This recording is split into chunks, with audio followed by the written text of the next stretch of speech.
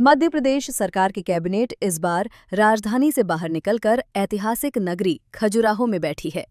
मुख्यमंत्री मोहन यादव ने पहले दिन विभिन्न विभागों की विस्तृत समीक्षा की और कहा कि तेंदुपत्ता मध्य प्रदेश की समृद्ध वन संपदा है, इसलिए इससे मिलने वाला रोजगार भी प्रदेश के लोगों को ही मिलना चाहिए। उन्होंने बताया कि बड़ी मात्रा में तेंदुपत्ता पश्चिम बंगाल जाता है और वहां बीड़ी उद्योग फल फूल रहा है, जबकि प्रदेश के बीड़ी श्रमिक रोजगार से दूर हो रहे हैं। सरकार का लक्ष्य बीड़ी श्रमिकों को रोजगार की मुख्यधारा में वापस लाना और महिलाओं के लिए अधिक से अधिक अवसर उपलब्ध कराना है। मजदूरी, सुरक्षा और सुविधाओं में सुधार को लेकर भी निर्देश दिए गए। खजुराहो पहुंचने पर मुख्यमंत्री और मंत्रियों का बुंदेली परंपरा से भव्य स्वागत हुआ। बैठक से पहले मंत्री कैलाश विजयवर्गीय और कृष्णा गौर ने खजुराहो के मंदिरों का भ्रमण किया और इसकी भव्यता की सराहना की। बुंदेलखंड की धरती पर खजुराहो में कैबिनेट के साथ कई कार्यक्रम जोड़े गए। कैबिनेट के अलावा कई सारे काम हमने जोड़े हैं, जिसमें जंगल सफारी, हमारी पन्ना टाइगर रिजर्व पार्क की बहुत अनूठी धरोहर है। पन्ना का नेशनल पार्क भी न केवल टाइगर के अभयारण्य की दृष्टि से बल्कि हाथियों के लिए भी ये आदर्श स्थान है और हाथियों के परिवार भी बढ़ रहे हैं। यहाँ कल पन्ना नेशनल पार्क में 10 नई कैंटर बस जो आरामदायक 19 पर्यटकों को लेकर के अंदर जा सकती है, जिससे पर्यटन बढ़ेगा, पर्यटन से जुड़े हुए लोगों को रोजगार मिलेगा, कई सौगातें मिलेगी। ये अन्य सफारी वाहन की तुलना में लंबी और ऊंची है, बेहतर दृश्य दिखाई देगा और आरामदायक भी रहने वाली है। अधिक सीट उपलब्ध होने से एक साथ बड़े ग्रुप में उसमें जा सकते हैं। एक और बड़ी सौगात, जिस कन्वेंशन सेंटर में हमने ये पूरी बैठक का आयोजन किया है, G20 के बाद इस कन्वेंशन का प्रदेश में देश के लिए अंतर्राष्ट्रीय स्तर पर बेहतर उपयोग हो सके, इसलिए कैबिनेट भी की और समीक्षा बैठक करते हुए पूरे प्रदेश का और देश का ध्यान आकर्षित किया है। इससे जोड़कर एक 5 स्टार होटल बना करके भविष्य में ये इसी प्रकार के आयोजनों के लिए और अच्छे से उपयोग में आए, तो PPP मॉडल पर इसके लिए भी हमने प्लान बनाया।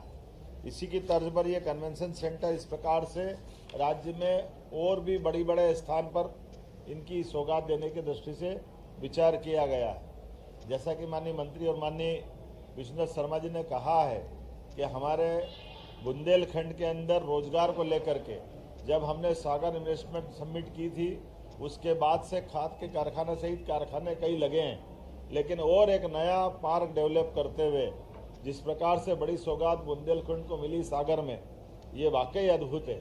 और न केवल एक सागर की इंडस्ट्रियल पार्क की, बल्कि सभी प्रकार के टूरिज्म की गतिविधि बढ़ाने के लिए भी शासन की सारी योजनाओं का आधार पर भी हम हर इन्वेस्टर समिट में इसको प्रमोट कर रहे हैं। जब इनकी बात करते हैं तो इसी के साथ साथ आर्याव्रत का ये जो कल नया हमने सेंटर बनाया, जिसके माध्यम से ट्राइबल की हमारी सभी विधाओं के सभी प्रकार के कार्यक्रम करने के लिए ये इंटरनेशनल केंद्र बने, इस दिशा में हम काम कर रहे हैं। मेडिकल कॉलेज के लिए जो बताया है कि दमोह के लिए, छतरपुर के लिए इनके पद मंजूर कर दिए क्योंकि बिल्डिंग इनकी बन गई है। और इसी के साथ साथ हमारे पन्ना और कटनी के मेडिकल कॉलेज भी अगले साल प्रारंभ होंगे, अर्थात दमोह, पन्ना, साथ साथ हमारा कटनी, छतरपुर, ये 4 मेडिकल कॉलेज की सौगात हमारी अगले ही सत्र 6 महीने बाद यहीं इसी बुंदेलखंड की धरती पे देंगे। ये बुंदेलखंड कई कारण से GI टैग मिला है, जिसके आधार पर स्टोन की इंडस्ट्री की बड़ी संभावना, जो पत्थर की अलग अलग तराशी हुई प्रतिमाओं से लेकर के फर्नीचर क्लस्टर तक हर क्षेत्र में हम प्रमोट कर रहे हैं। लेकिन केन बेतवा नदी जोड़ो अभियान के माध्यम से एक और बड़ी परियोजना यहाँ मंजूर की है, जिसके आधार पर यहाँ के किसानों को खेती की पानी मिलेगा, पीने की पानी की सप्लाई रहेगी और इंडस्ट्रियों को भी पानी मिलेगा। बताने के लिए तो बहुत कुछ है। एक राष्ट्रीय परियोजना के समानांतर 2 NH को जोड़ने वाला एक 4 लेन का नया प्रोजेक्ट भी हमने आज मंजूर किया है। लगातार इतनी सौगातों के बलबूते पर सच में आज हमारी ये कैबिनेट अमर हो गई है। मैं उम्मीद करूँगा विकास के इस कारवां में लगातार हमारी सरकार के माध्यम से, यशस्वी प्रधानमंत्री के माध्यम से ये जो सौगातें मिल रही है, लेकिन उससे एक बड़ी और उपलब्धि भी यही बैठक चलते चलते भी हासिल हुई है। जब हम यहाँ समीक्षा बैठक कर रहे थे तो मैं गर्व से कह सकता हूँ कि मध्य प्रदेश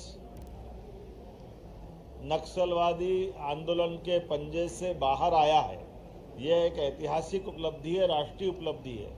यशस्वी प्रधानमंत्री श्रीमान नरेंद्र मोदी जी, यशस्वी गृह मंत्री श्रीमान अमित शाह जी के नेतृत्व में उनके कुशल मार्गदर्शन और सहयोग के बलबूते पर मध्य प्रदेश लाल सलाम को आखिरी सलाम कर चुका है।